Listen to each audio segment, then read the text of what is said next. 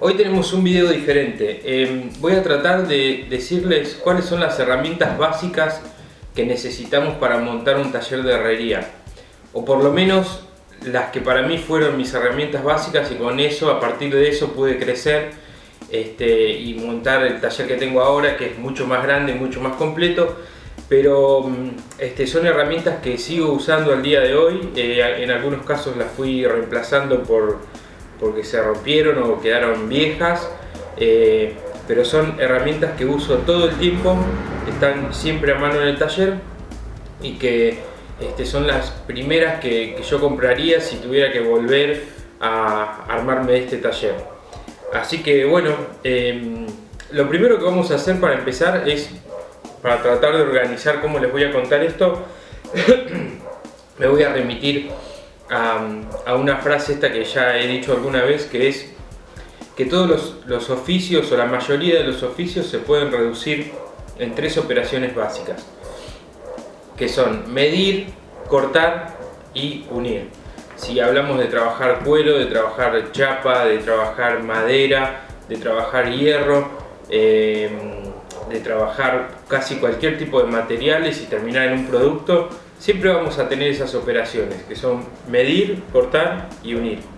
Después tenemos algunas operaciones o muchísimas operaciones intermedias, como diseñar antes de medir o acabados al final, pero vamos a centrarnos en esas tres operaciones básicas. Una vez definido esto, bueno, vamos a empezar a ver qué herramientas, máquinas o accesorios yo creo que son los fundamentales para hacer bien esa operación. Así que bueno, arrancamos. Bien, como acabo de decir, la primera de las operaciones básicas de la herrería es medir.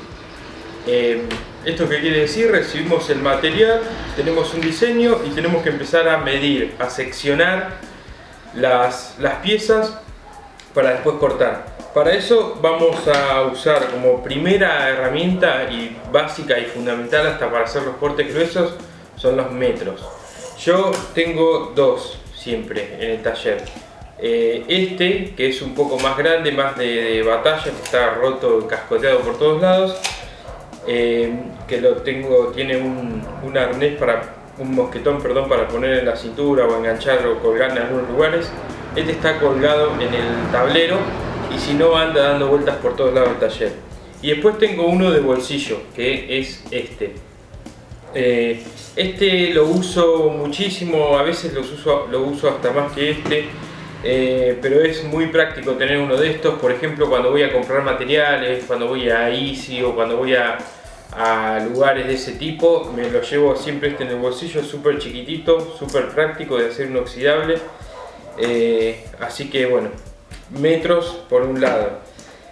Después, en lo que tiene que ver con las medidas más específicas, por ahí cuando tenemos que trabajar con planchuelas o hacer ángulos o marcar puntos para hacer agujeros o cosas más que requieren un poquito más de detalle, nos vamos a la regla milimetrada, que es esta. Estas generalmente vienen con milímetros de un lado y con pulgadas del otro.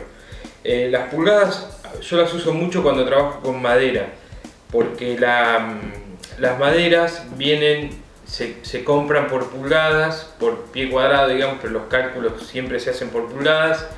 Y las maderas como por ejemplo el MDF, la melamina, el fenólico, el multilaminado, ese tipo de madera siempre viene en pulgadas, o sea que a veces es muy útil tener la posibilidad de medir en pulgadas.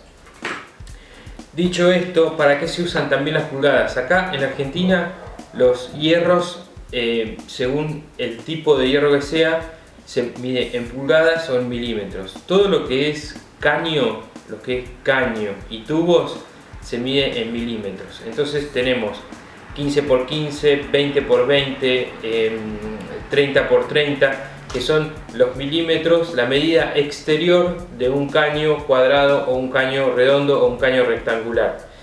Esa es la primera medida, y después la segunda medida que tenemos es el espesor. Entonces podemos sumar también un calibre a la lista de herramientas para poder medir los espesores de los caños. Bien, estamos hablando de milímetros cuando son caños. Ahora, cuando hablamos de hierro macizo, las medidas están en pulgadas. Entonces todo lo que es caño se mide en milímetros. 10 por 10, 20 por 20, 20 por 40 en casos rectangulares, y con los caños redondos lo mismo. Ahora, cuando hablamos de hierros macizos, los hierros macizos se miden en pulgadas. Por ejemplo, tenemos hierro de cuadrado de 3/4, hierro redondo de media que tiene 12 milímetros, y así sucesivamente. Por ejemplo, las planchuelas también se miden en pulgadas, y los hierro ángulo, los perfiles en L, también se miden en pulgadas. Entonces tenemos la medida exterior, de exterior a exterior, es en pulgadas, y después tenemos el espesor, 1/8, medio, también en pulgadas, ¿no? Obviamente. Así que bueno, siempre tenemos que estar preparados. Con el hierro esto va más enfocado a la hora de diseñar.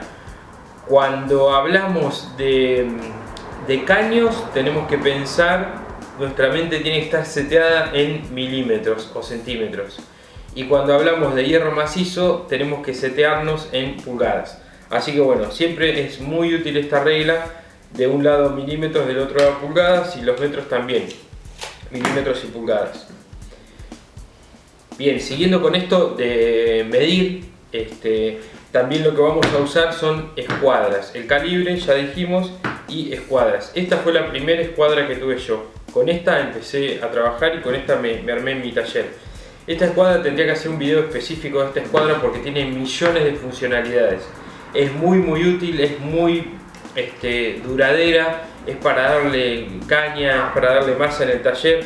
Fíjense que esta tiene toda la esquina quemada acá, y acá también, porque la uso muchísimo. Así que bueno, sumar la escuadra con sombrero, que es muy útil. Bueno, cuando hablamos de medir también tenemos que hablar de marcar. Yo les puedo contar un poco cómo fue mi progreso respecto a esto.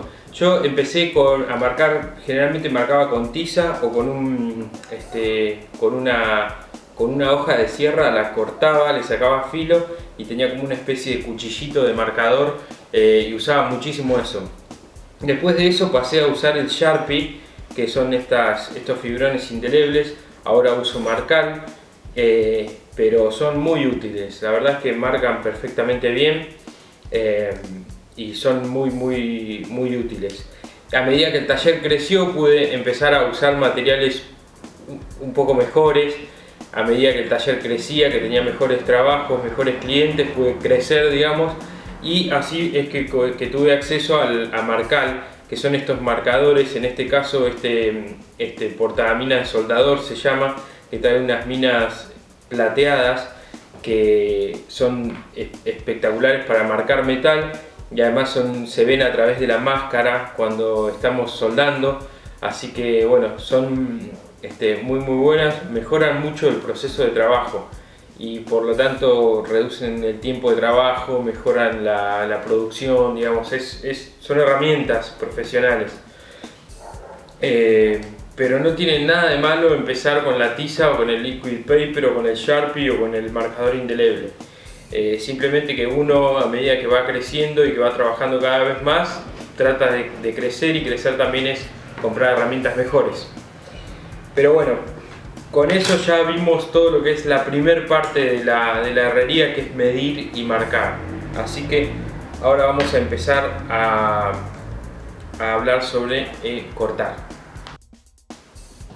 Ok, ya dimensionamos nuestro material, lo marcamos para hacer nuestro mueble o nuestra reja o lo que tengamos que hacer. Ahora lo que tenemos que hacer es cortar. Para eso voy a sacar esto de acá. Para eso yo les voy a mostrar la primer máquina de herrería que tuve, que es esta amoladora Black & Decker. Empecé con esta misma máquina, no esta particularmente, pero sí este mismo modelo, y fue la primer máquina, además de la soldadora, la primer máquina que tuve. Con esto se puede hacer absolutamente cualquier trabajo de herrería. Es una moladora de 800 watts de potencia, que tiene esta medida de discos que usa estos discos de 115 milímetros. Esta máquina puede usar discos de corte, puede usar discos flap, puede usar cepillos, como vemos acá. Miren, este es un disco de corte, 115 milímetros, tiene de lado a lado, y este es un flap, que es un disco que tiene lijas, que sirve para desbastar las uniones que hacemos cuando soldamos y emprolijar el trabajo. Bueno, la verdad es que para cortar de acá para arriba hay muchísimas cosas. Podemos pasar a la ingletadora, podemos pasar a sierras sin fin, que hacen cortes muy prolijos y cortes de mayor sección y de mayor tamaño. También podemos pasar también a máquinas como esta, la Evolution, que ya he hecho algún video sobre esta, que es una mezcla entre ingletadora y sensitiva. Es como una especie de ingletadora pero con disco dentado. Pero bueno, estamos hablando ya de otro nivel. Con esta máquina yo hice muchísimos trabajos, y esta máquina me permitió comprar muchísima cantidad de herramientas y de accesorios, y pasaron años desde que tuve esta hasta que tuve la sensitiva o la Evolution, así que es una máquina que es súper útil, la súper recomiendo. Y este modelo creo que debe ser uno de los más vendidos del país, porque es una máquina muy buena. Bueno, cuando hablamos de cortar también tenemos que hablar un poco de sostener piezas o de cómo vamos a cortar. Respecto a eso, una de las primeras herramientas que tuve también, o máquinas que tuve, que para mí no tiene precio y es una cosa que tienen que enfocarse cuando empiezan en tener una, es una morsa. Sobre todo para los que trabajamos solos, una morsa es una mano más en el taller, es un compañero de taller. Bueno, ya vimos qué usamos para cortar, la mola y los discos de corte y los flap. Ahora vamos a pasar a unir. Bueno, esta es la parte más fundamental, más compleja y más grande de todo el proceso, porque es lo que va a determinar la calidad del trabajo, y es lo que más tiempo consume también en el taller, que es la parte más de producción, digamos, de un trabajo de herrería. Vamos a empezar viendo los accesorios para después terminar en la soldadora. La mayoría de las cosas que vayamos a tener que hacer en herrería van a requerir que hagamos ángulos de 90 grados o de 45 grados, ángulos rectos. Si se ponen a pensar, casi cualquier cosa que vayan a hacer, un mueble de cocina, una mesita, una silla, una escalera, una base de lo que sea, una herramienta, una máquina, un accesorio, casi cualquier cosa que haga van a requerir unir cosas a 90 grados o a 45 grados, o a 60 o a 30 grados, que son los ángulos más usados en la construcción. Para eso vamos a usar, por ejemplo, estas escuadras magnéticas, que son muy útiles en el taller. Yo tengo 4 de estas chiquitas en el taller acá, y después en Chascomús tengo algunas más en el taller de Chascomús. Son muy útiles estas escuadras, nos permiten rápidamente formar ángulos de 90 grados, soldar, sostener piezas. Por ahí cuando hacemos, por ejemplo, una biblioteca y tenemos que soldar estantes, podemos poner una escuadra de un lado, otra del otro, y así vamos uniendo estantes, y podemos ir fabricando de abajo hacia arriba. Y nos permite trabajar solos, nos permite, es una gran mano, es como en el caso de la morsa, son muy útiles estas escuadras. Perfecto. En el mismo sentido de poder hacer ángulos de 90 grados, yo tengo estas las han visto en varios de mis videos seguramente. Son unas prensas, ¿cómo se llama? Prensas esquineras las llaman. tienen otro nombre también, prensas de marcos y algunos nombres más tienen. Búsquenlas. Estas parece que soy muy repetitivo, pero es lo mismo que las escuadras magnéticas y la morsa y la mola. Son herramientas básicas. La cantidad de productos que he hecho con estas escuadras es impresionante. Yo les hice unas bases de madera para poder apoyarlas y apoyadas en la mesa poder girar el tornillo para cerrarlas. Tiene varios agujeros acá hechos por mí que lo que me permiten es atornillarlas a la mesa de trabajo cuando tengo que hacer trabajos en serie. Yo lo que hago es poner, por ejemplo, esta acá, las atornillo y después voy cambiando los hierros, voy poniendo los hierros y voy soldando sobre la misma mesa. Lo que nos permite es armar como una especie de matriz, una plantilla móvil que podemos sacarla y ponerla y así mejorar lo que son los trabajos en serie, la producción, ¿no? Ahorrar tiempo. Son muy útiles estas prensas esquineras, las súper recomiendo también. Bueno, pasamos a la última parte del proceso de herrería y de las muestras de las herramientas básicas y las máquinas básicas, y llegamos a la parte más importante de todas, que es la de unir, la de soldar. Yo en este caso acá lo que tengo es mi máquina inverter Shimura modelo 160. Hace relativamente poco que tengo esta máquina, hace menos de un año, y es la primera máquina inverter que tengo. Yo empecé con una soldadora Dogo de 120 amperes creo que tenía, pero de las de bobina, la tecnología anterior a la tecnología inverter. La verdad que esta tecnología ahora es súper accesible y es mucho mejor que la tecnología anterior. Son máquinas mucho más eficientes energéticamente, son máquinas más silenciosas, hacen que sea mucho más fácil empezar a soldar porque el electrodo no se pega. El seteo de la máquina para empezar a soldar también es mucho más sencillo. Antes era como mucho más difícil encontrar el punto justo, consumía muchísima energía, eran más toscas las máquinas, muchísimo más pesadas. Esto hace unos años o unos cuantos años era impensado, tener una soldadora así arriba de la mesa del tamaño de una cajita de zapatos era impensado. Así que yo siempre veo como una ventaja eso para los que quieren empezar a soldar. Antes necesitabas prácticamente una habitación dedicada para eso porque las chispas volaban mucho más para todos lados, era más ruidoso, eran como más intimidantes las máquinas antes, eran unas cosas de chapa con ruedas que pesaban 100 kilos. Así que bueno, es un buen momento para empezar con este tipo de oficios. Estas máquinas son muy accesibles, son más accesibles para empezar, para aprender.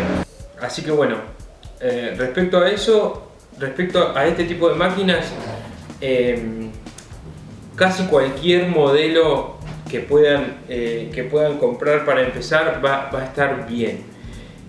No hay grandes diferencias de precios entre el salto de un modelo al otro, pero cualquier modelo, hasta los más chicos, sirven para empezar y van a poder hacer muchísimas cosas y les van a durar años esas máquinas.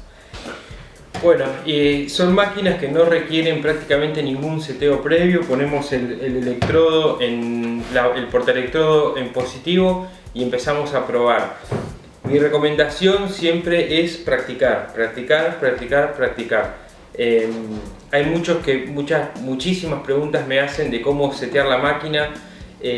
Yo recomiendo siempre leer las instrucciones de los fabricantes, pero hay un ejercicio que no falla nunca, que es la práctica. Digo, agarren dos planchuelas, pónganlas juntas, ponen la pinza, hasta pueden poner las dos planchuelas arriba de una escuadra magnética, las ponen así, ponen el amperaje al mínimo, sueldan, lo ponen al máximo, sueldan, lo ponen a la mitad, sueldan, y así van a ir encontrando el punto justo para ustedes.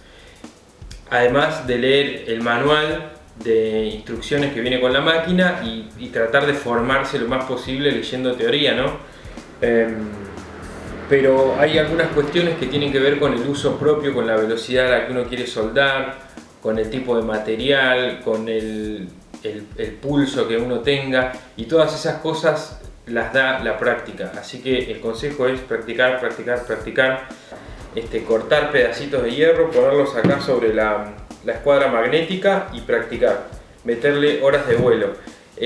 No requiere tampoco tanta práctica para hacer una soldadura decente, ¿no? Después, obviamente, las horas de vuelo hacen al piloto, ¿no? Pero mi recomendación es esa. Las instrucciones del fabricante siempre, para saber cómo funciona la máquina, para ver las cuestiones de seguridad, para ver las cuestiones de las conexiones y todo eso. Después vean mis videos, los videos de mis colegas que estamos en YouTube. Fórmense lo más que puedan, vayan a las páginas de los fabricantes, a la página de Shimura por ejemplo. Ahí van a tener los manuales y van a poder ver la información relativa a la máquina. Bueno, para cerrar un poco el video, déjenme decirles que si tienen dudas o consultas, por favor escríbanme por acá en los comentarios o me mandan un mensaje por Instagram. Mi Instagram es customs.maker. Me mandan mensajes por ahí y con muchísimo gusto se los voy a contestar. Bueno, vamos a hablar un poco de seguridad.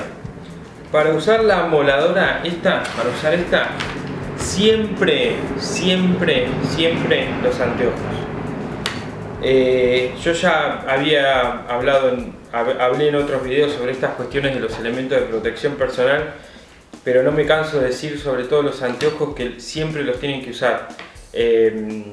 No nos podemos dar el lujo de cortar nuestra producción, no nos podemos dar el lujo de tener que pasar una semana sin trabajar o tener que ir al hospital a la mitad de un trabajo y no lo podemos entregar, no podemos cobrar. Es una cuestión no solamente de salud, sino una cuestión estratégica del taller, usar los elementos de protección personal. Así que bueno, con la mola siempre anteojos y siempre protección auditiva. Además, los guantes. Estos son los guantes que uso yo, que si se fijan, miren, la mano izquierda siempre se me rompe antes que la mano derecha porque es la que uso por ahí para sostener mientras corto, cosas por el estilo. Pero fíjense que todo esto, si no estuviera en el guante, estaría en mis manos, así que fundamental. Después, para soldar, guantes de cuero. Para soldar, siempre guantes de cuero. Siempre el ambiente tiene que estar ventilado, no se puede soldar mucho tiempo en un ambiente cerrado porque el humo de la soldadura del electrodo es peligroso. Así que siempre ambiente ventilado, y si no tienen buena ventilación, tienen que usar la máscara para respirar, pero lo ideal es que siempre suelten en un ambiente ventilado, que abran una puerta, ventanas o un portón si es un galpón. Tiene que circular aire. Bien, guantes de cuero. Para soldar siempre guantes de cuero. Esta es una lección que van a aprender rápido. Se van a quemar la mano, les va a salir una ampolla, no se van a querer quemar más y van a comprarse unos guantes de cuero. Así que bastante básica esta lección. Y después pasamos también a la careta o a la máscara de soldador. Yo esta ya la mostré en un video. Si van a un mini curso van a ver las cuestiones específicas de esta máscara. Pueden empezar, la verdad es que con cualquiera. Yo empecé con una que tengo allá arriba que ya la deben haber visto, que es esa redonda que parece sacada de Chernobyl. Esa fue mi primer máscara de soldar. Pero bueno, como todo, para empezar pueden empezar con la más chiquita, con la más económica, con la que se pueden comprar. Y después, a medida que el trabajo se los permite, que van creciendo, que van tomando trabajos cada vez mejores, van subiendo de categoría. Yo hace muy poquito que tuve esta, estoy súper conforme, pero bueno, para empezar con lo que se pueda. La cuestión es poder trabajar, poder producir y poder hacer esto que tanto nos gusta. Bueno amigos, espero que les haya gustado este video. A mí me gustó mucho hacerlo. La verdad es que hacía mucho que quería hacer esto. Quería compartir con ustedes mi experiencia y también mostrar un poco que no se necesita demasiado para empezar, que todos empezamos con poco y después el taller va creciendo cuando tenemos clientes mejores o trabajos más grandes, o podemos invertir un poco más. Pero siempre piensen en esto que decía cuando empezamos el video, que todas las operaciones básicas son medir, cortar y unir. Así que siempre que vayan pudiendo invertir en herramientas que ayuden a esas tres operaciones básicas, van a ver crecer su negocio, van a hacer trabajos mejores. Así que bueno, espero que les haya gustado el video. Si les gustó, pongan un like, suscríbanse al canal, compártanlo si quieren. Muchísimas gracias por estar ahí como siempre y nos vemos la próxima con algún proyecto.